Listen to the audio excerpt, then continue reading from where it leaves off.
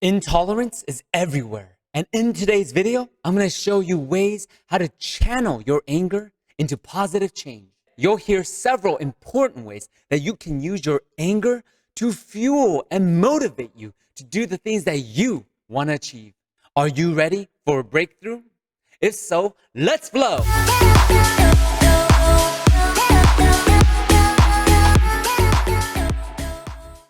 Welcome to Dancing with Life podcast. I'm Saje here on Monarch Monday to share stories of how everyday heroes dance with life to change their own lives and make the world a better place. Today, we're going to be looking at how you can lead yourself and others out of anger. At times, things get difficult. Life gets difficult. And right now, there's a lot of people who are fed up by the social injustice and inequality. At the same time, many other sorts of people are angry at the very fact that the world is changing and they're afraid of the uncertain. Or they're terrified that things are spiraling out of control. Control and certainty is a constant that most people want to have in their lives. Everyone wants some level of certainty in their lives.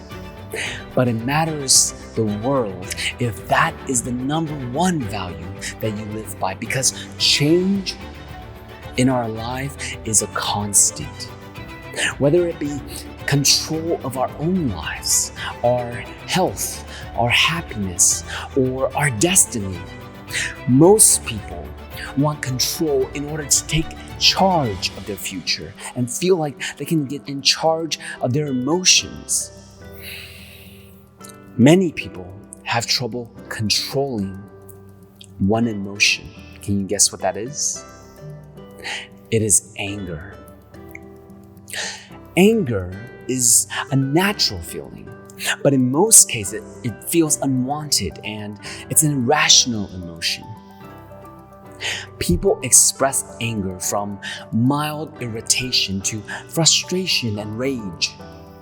They can also react through anger as a result of a possible threat to themselves, to their families, or even to their own identities.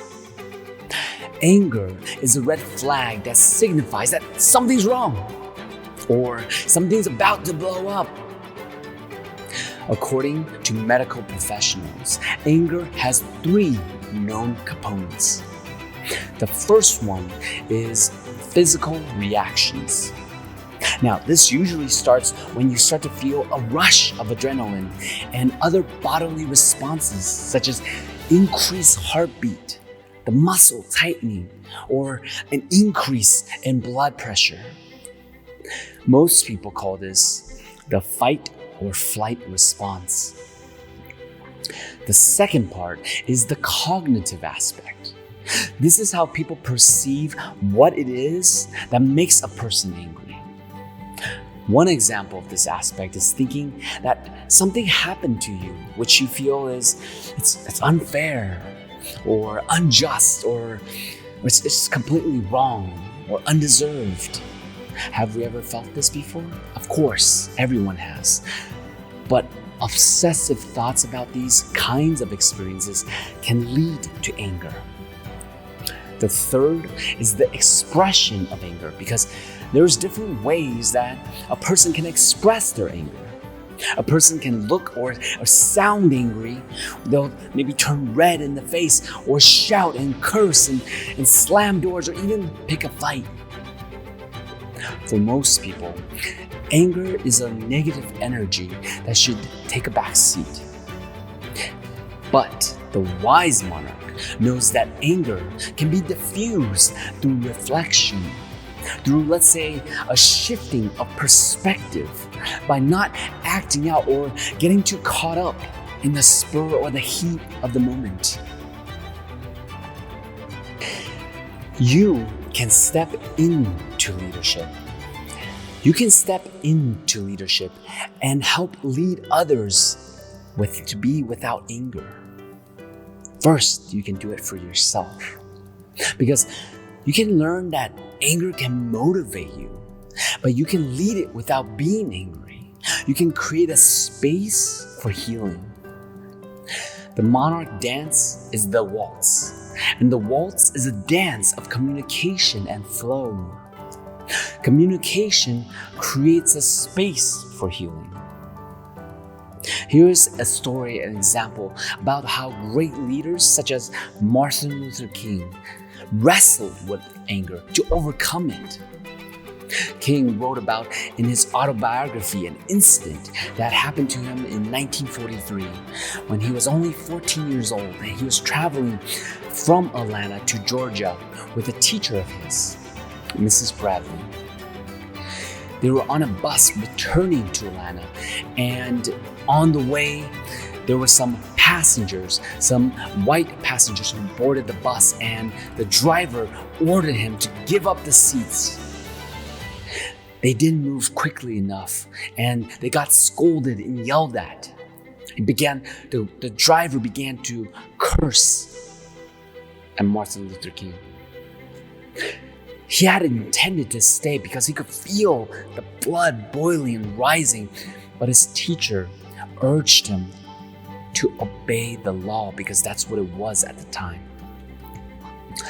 He never forgot that day that he had to stand for 90 miles on the way back to Atlanta. You see, great leaders had the capacity to experience anger and overcome it, to not let it rip us from our sanity, to override it, to be able to rise above it. You see, King was able to tame his own anger in order to become a messenger of a peaceful struggle. He would recall later, as he laid in bed thinking about the blood boiling within him, about the people who would want to bomb his home.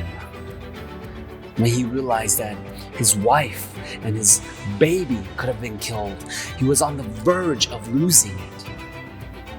And he caught himself yet again and allowed himself to remind himself that he must not become bitter. You see, in hearing stories of these great injustice, of course it's wrong. Of course he felt angry. But great leaders have that capacity to overcome it, to rise above it. And so later on, King shared another experience where he was to speak on stage during a convention when a young youth jumped on the podium and punched him several times in the face. Now, security guards quickly rushed over to help and pulled away this youth who was filled with anger and hate. But King, he responded calmly that he would not refuse to press charges. In fact, he said this on leadership. He said that the system that they live under has created the people like this youth, and he's not interested in pressing charges. No, he's interested in fighting the system that produced this kind of man. You see, he didn't make it personal. He recognized the bigger picture at play. And this is an important distinction, that great leaders do not get consumed by their anger. And by overcoming their own personal challenges, he was able to provide healing and inspiration for uniting a nation. He had every reason to be provoked, from being physically threatened to his family's life being threatened. But he recalls a couple times when he had allowed himself to be overtaken by anger. He was weighed down by the guilt that it wouldn't actually solve the problem. So he provided that healing to himself. He realized the importance of being able to rise above hate, to lead by example, that to remain calm despite all the hatred and anger and that kind of energy that was directed at him. He went on to inspire change and learn how to utilize anger and how to control it rather than let anger control him. In Dancing with Life, the point is to help you move through crisis and challenge by dancing both literally and figuratively with your life. We reach into the deep history of dance to help you bring out your inner strengths. For Monarch Monday, we focus on the waltz. A waltz is a dance that represents the best of what we want you to take away from Monarch Monday. Is using your emotional intelligence to turn anger around and make it positive. You see, just as the waltz allowed you to communicate, using your head to move beyond anger can create opportunities for actual change, to inspire others to dance with you into a brighter situation. Emotional intelligence helps you move out of anger.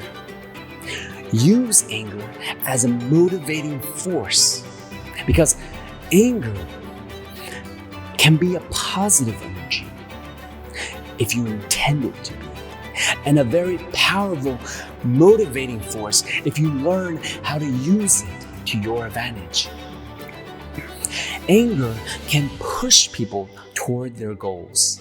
If someone was doubting your ability, this is one of the best ways to show them that whatever the challenge that's right there in front of you, you will overcome it and come out a winner. Use anger as your driving force.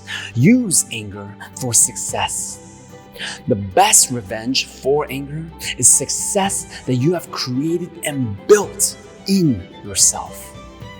If you're stuck in a rut, for example, use your anger to create something for yourself. Start a new business or do something you've always wanted to do. Use anger to be optimistic. What if you could do that? This may seem strange at first, but happy people and angry people, they tend to be more optimistic because they can face their daily problems without fear.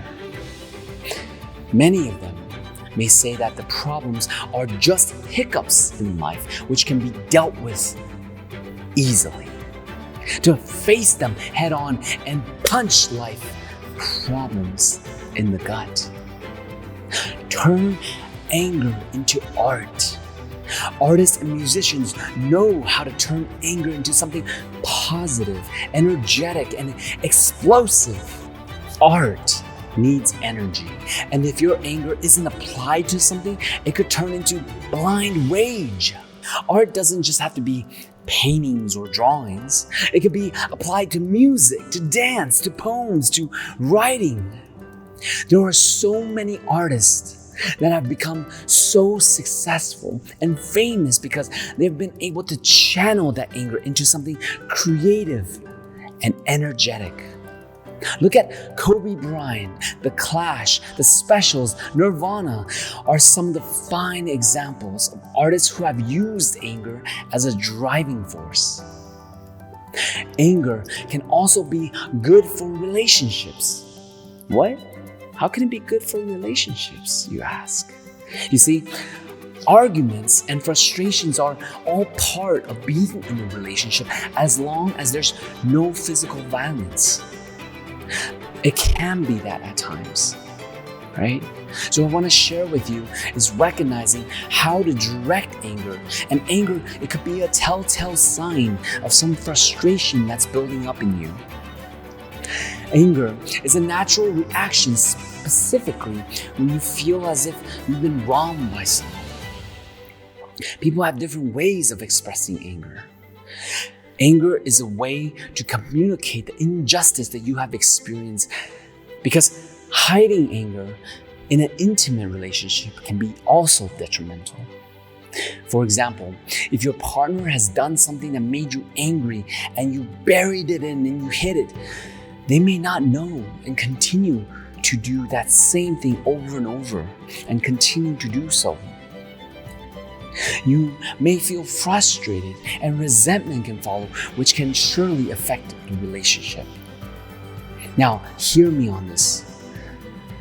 In no case should be physical violence allowed in a relationship. There's just no place for that. But I see how people can get so frustrated that they want some kind of outlet, and then they hate themselves for it afterwards. Any justifiable expression of anger is aimed at finding a solution.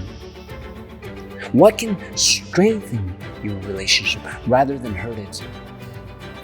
Learn to forgive yourself and others. If you want to turn anger into a positive energy, you have to learn to forgive yourself. You have to accept that we as humans, we make mistakes from time to time. To turn your anger into something positive is to take responsibility and ownership for the actions or things that you may have said and done before.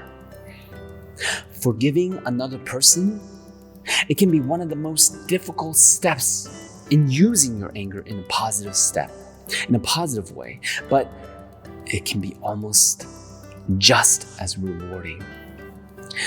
You also have to understand that just like you, other people can make mistakes.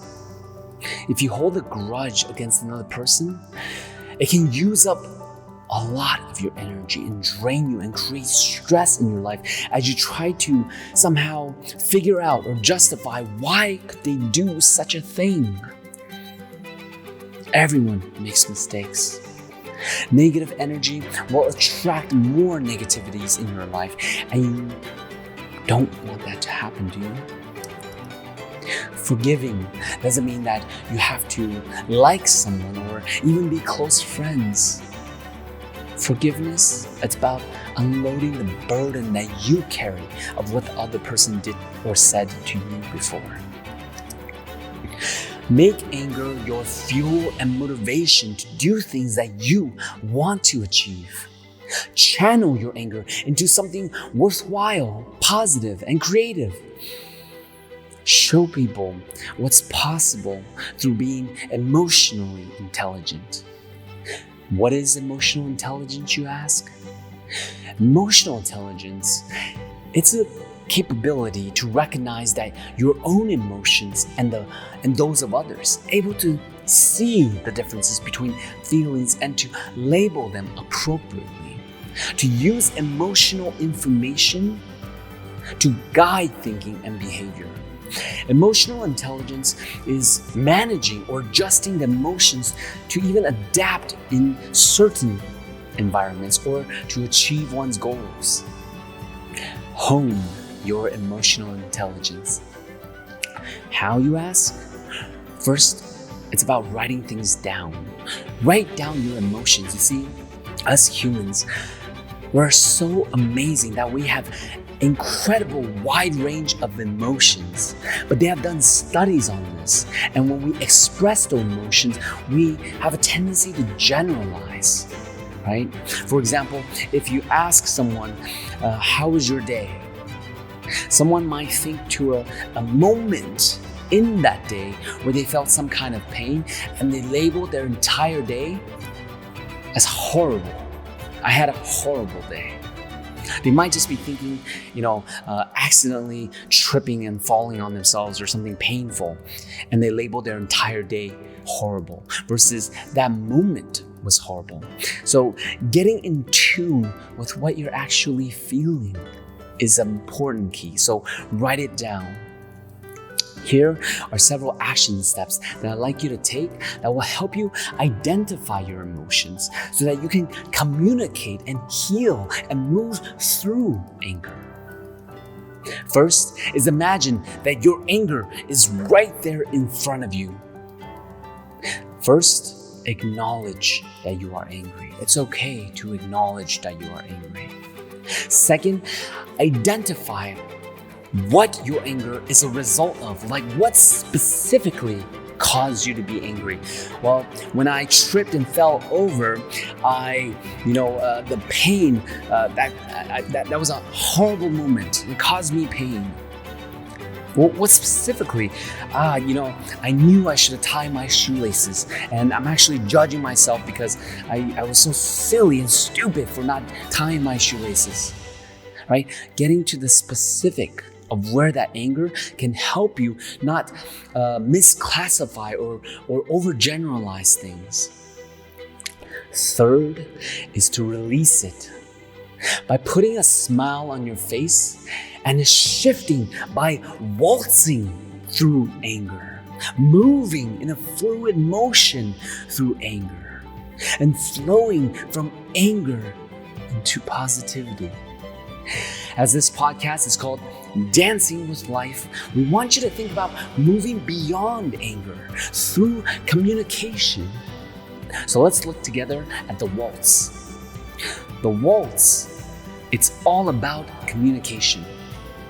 People hold each other while doing the waltz, and you can talk to your partner and you can communicate with each other. A failure of communication is what can lead to anger, because what happens when things build up and we're not expressing it, we're just keeping it bottled up until it just explodes, right? We've all been through that.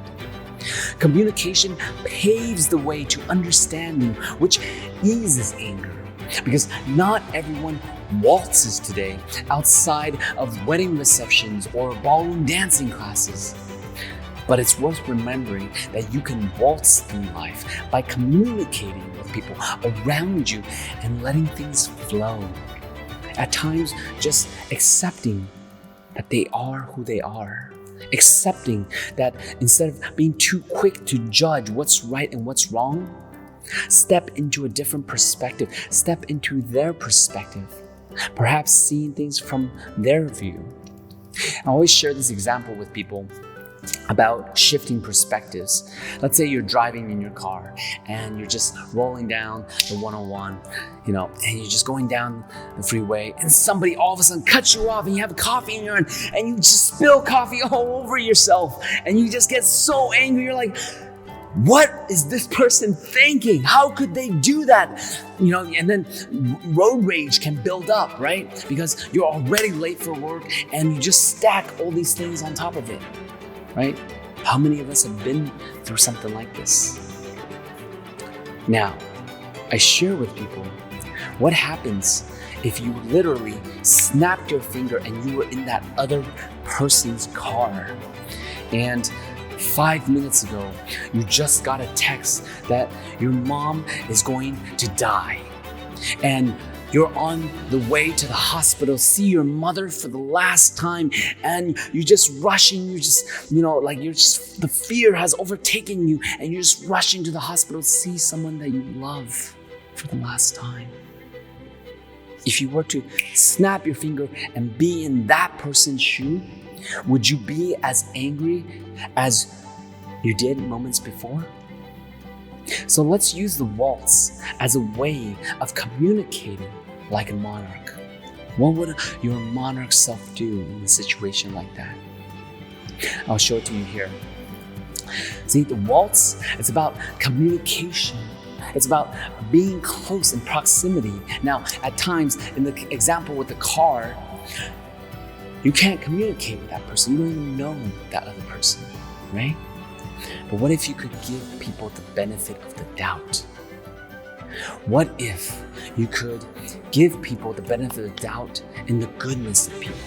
Like, let's use the other example.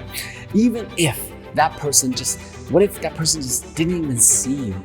They were just caught up in their head because they were worried that they got in trouble at work and they were just stressed out beyond belief and they didn't see you. You see how that miscommunication can lead to anger? And all of a sudden the other person races up and starts, cursing them out, starts going into road rage mode, right? So what happens when we can communicate with each other? So I love it if you could Share a photo or post a brief video of you just doing a waltz pose or as a communication of some sort, a shift of perspective. Like, I was angry today because of this, and now, because of a different perspective, I realized that I was making a bigger deal than it actually was. Share this because there is power in your hands to inspire. Share with us how the waltz can make you feel, to dance with the anger, to move with it. I want to thank you so much for being with me on Dancing with Life. I'm Sage and I look forward to spending time with you tomorrow for Warrior Transformation Tuesday, when we look at channeling anger into positive change. Until then, flow on.